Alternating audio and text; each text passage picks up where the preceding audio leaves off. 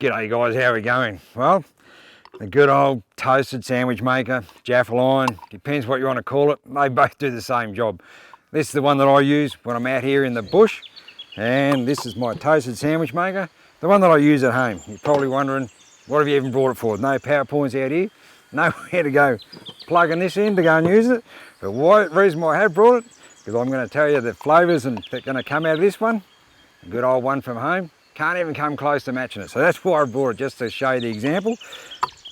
This is my go-to toasted sandwich. I just love to make a pretty simple one, but gotta taste good in the campfire.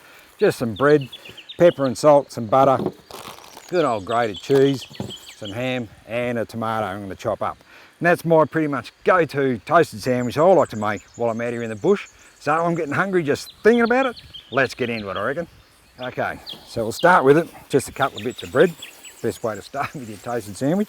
So I get a couple of bits of bread out, put them on my chopping board here. Let's move that out the road for a minute. Put that down there, and you've got to put a good bit of butter on these things, so make sure they don't stick when you go and wrap it all up in your toasted sandwich maker and put it on the fire. So just put some good bit of butter on it, spread it all around there so it makes it all good. And that way it's not going to stick when you go and open your sandwich maker up and dish out whatever you got for lunch. So get into this. Righto, that's pretty good there. Next thing, we'll just put him on top rather than put him straight down there, because otherwise the butter's going to stick to my chopping board there. So I'll get some ham on it first. Here we go, good old ham. Ham, cheese, tomato, you can't fair dinkum go wrong. So we'll show you how this is how I make them. And they always turn out absolutely magnificent. Put a good bit of ham on it. There we go, bit of ham there. Then I'll go with the cheese in the middle. So I find if you put the cheese in the middle, it generates a fair bit of heat while it's inside there. And then that way, it's going to melt the cheese. Nothing worse if your cheese doesn't melt. So put a good dollop of cheese on the top there. Push that aside. And let's get the tomato sliced up. Righto, here we go. Slice him up.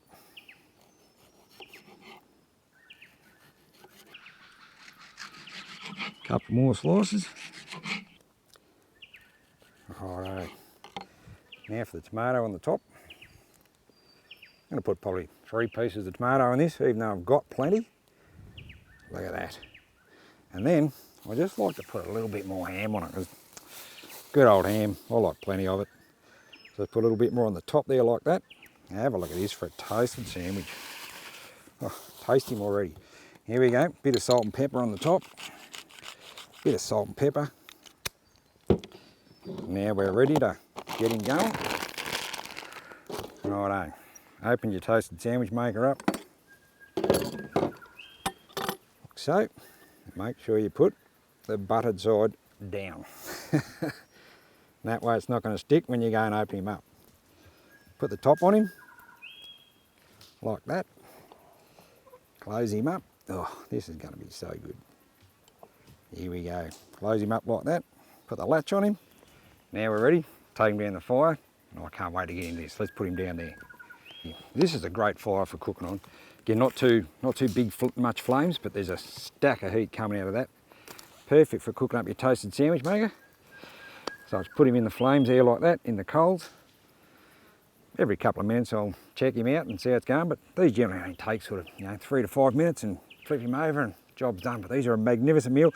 The only thing with a toasted sandwich maker, one of these, the only thing that holds you back is whatever your imagination is that you want to put in one of these. You can put whatever you want, but I just like the good old ham, cheese, tomato. Can't go wrong. Beautiful lunch.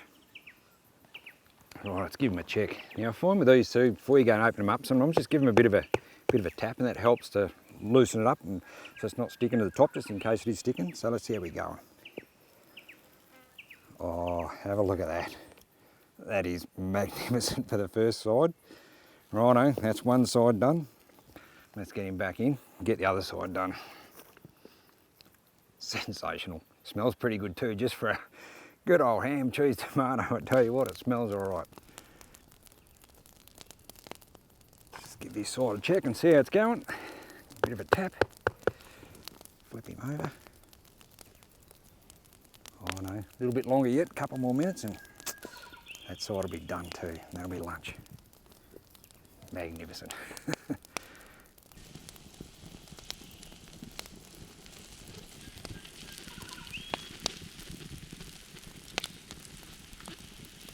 Right, let's check him now and see how we're going.